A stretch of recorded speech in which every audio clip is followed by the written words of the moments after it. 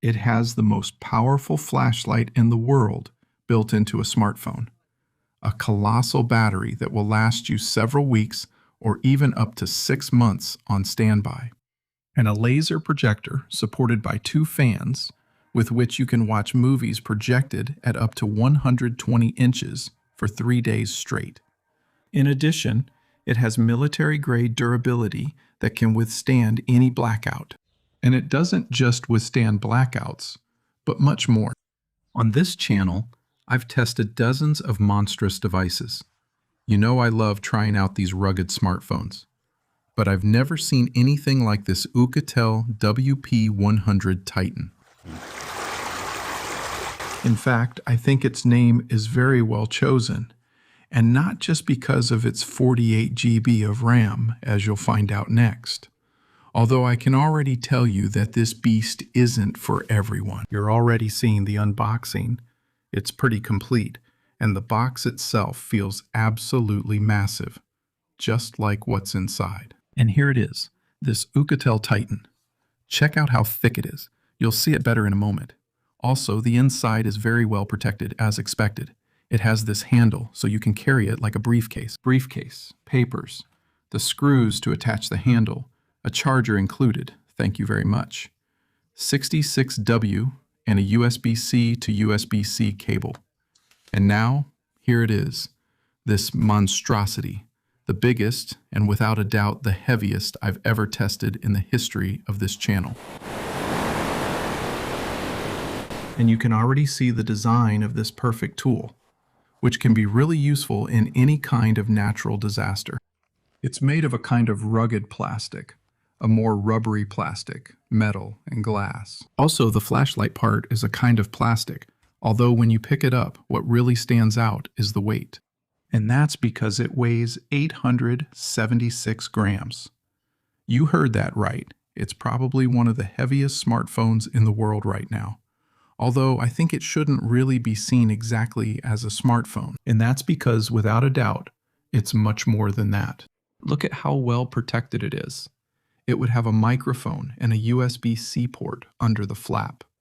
And then on the other side, it would have this extra metal protection, all with visible screws. Honestly, it looks insane. And the unlock button includes a fingerprint sensor to unlock it. It would also have these gills that are water resistant, as you'll see later, and it's one of the projector's fans. And at the front would be the other projector fan, and there it is on the right. You'll see it in action later because it works quite well, especially in optimal lighting conditions. And on the other side, it would have this small card holder where you can put 2 SIM cards. Also, that red ring is there to confirm that it has IP69 water and dust protection. It doesn't include a micro SD card, but the internal storage is 512 giga, which is pretty good. The round buttons are volume controls with good travel, plus 2 customizable keys that also focus the projector. Obviously, this smartphone, in quotes, isn't for every pocket, literally. You need a large pocket for it to fit in your pants, and you can already see how it looks in your hand. And now let's move on to 2 things. Its screen and how it's able to project everything that appears on that screen through the built-in projector.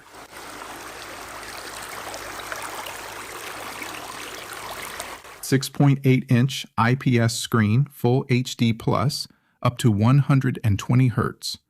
The brightness isn't the best I've tried so far, but I appreciate that, for example, it comes with an extra protective film already placed on the screen. You can choose between 60, 90, or 120 Hz refresh rates, but please, with the battery it has, don't skimp on this. And as you can see, something I did like about this screen is that the touch response doesn't go crazy even when the screen is wet, and that's something I really appreciate. As you can see, it can run YouTube even in 4K HDR without any problem. And although the viewing angles and the screen itself, I insist, are not the best I've tried, it's good enough to watch multimedia from time to time and to work on a daily basis with social networks or with the apps you use often.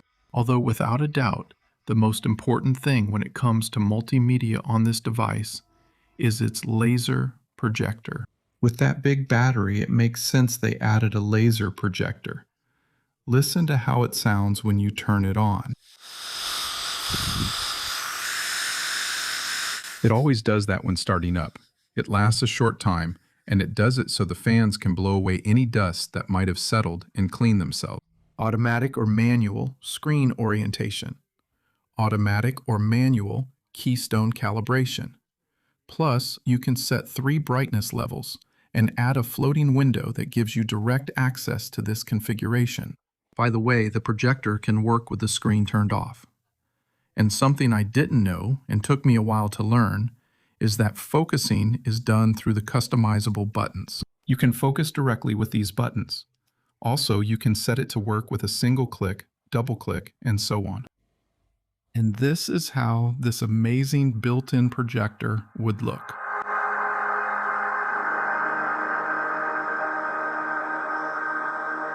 The resolution of this projector is 480p, and it has a maximum brightness of 100 lumens.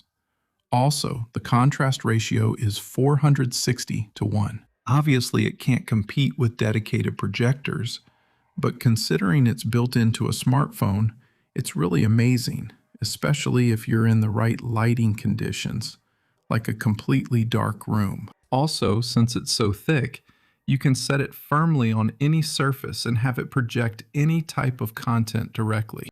And later you'll also see why the speaker is extremely powerful and works really well with this projector, which can project a movie at up to 120 inches. Even after projecting for hours, I haven't felt it get much hotter than normal. And notice how it's able to automatically find the right angle. On the other hand, thanks to that massive battery, you can watch movies for 3 days straight without any problem because this battery can handle anything. And speaking of the battery, I think it's what stands out the most about this smartphone. Also, if you compare it to a regular iPhone, it's colossal. Above all, the difference in the edges is huge. Also, obviously, the weight is too. That's because it's a 33,000 milliamp hour battery.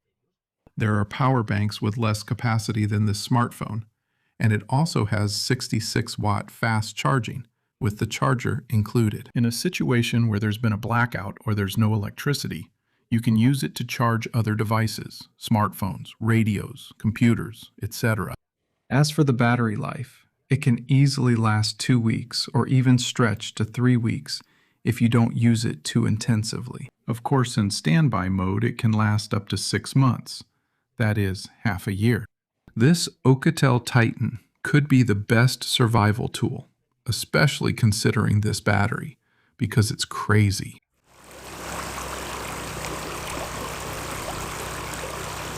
And before we see how the world's most powerful flashlight built into a smartphone works, take a look at its hardware and software.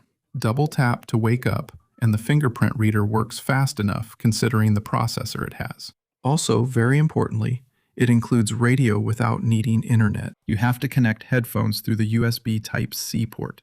It will use them as an antenna, and that way you'll have a built-in radio in this smartphone, which can be very useful in difficult situations, survival scenarios, or when the power goes out, etc.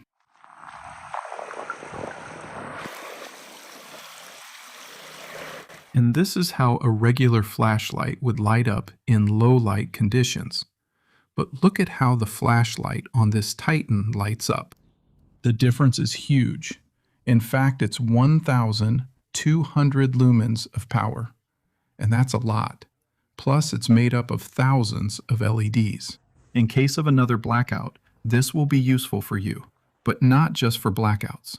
For example, for camping, for caves.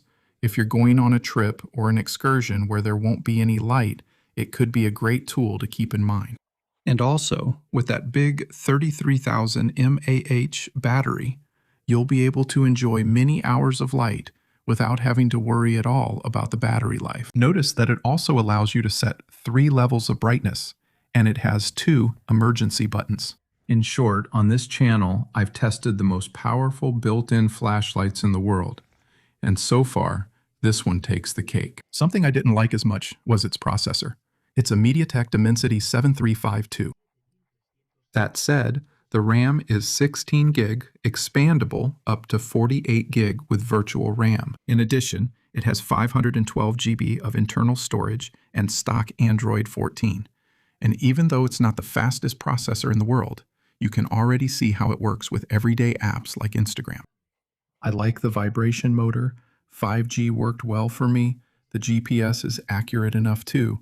So all the connections worked just as I expected. Also, when it comes to gaming, while it's true that it's not a processor designed to get a lot of frames per second, I haven't had any major issues playing games on this smartphone either. Thanks for watching this. Let's move on to the part I liked least, the cameras. Main camera with 200 megapixels, macro camera with 2 megapixels, night vision camera with 20 megapixels, and selfie camera with 32 megapixels. The hardware sounds powerful, but it doesn't match the software. Also, as you can see, only 4x digital zoom. It also includes artificial intelligence in photography, for example, to erase elements in photos that you don't want. But as you can see, it's not the best in the world, so to speak. Hopefully, in future updates, they'll keep refining this and improve their artificial intelligence. And now, let's move on to the photo samples from this Titan. As you can see, with good lighting, the photos can be acceptable, but the focus, sharpness, and dynamic range are not up to par.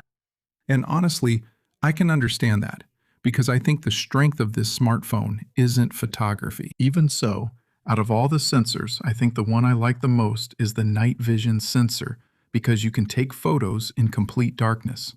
Video test with this Titan, whose name I think is very well chosen. This is how its stabilization would look, and how its microphones would sound in this full HD recording at 30 frames per second. And this would be its maximum resolution.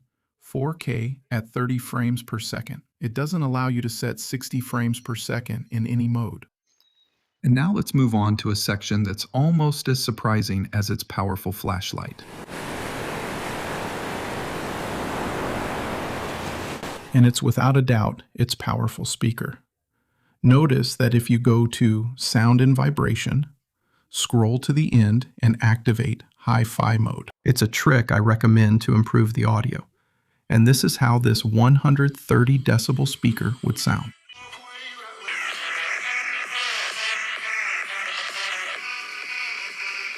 Everything is amazing in this smartphone, and obviously, so is its speaker. And now, let's talk about the price. How much does this Titan from Oukitel cost? Well, as you can see, €715.51. Right now, there's a 50% discount, according to AliExpress. I'll leave the purchase link below in the video description.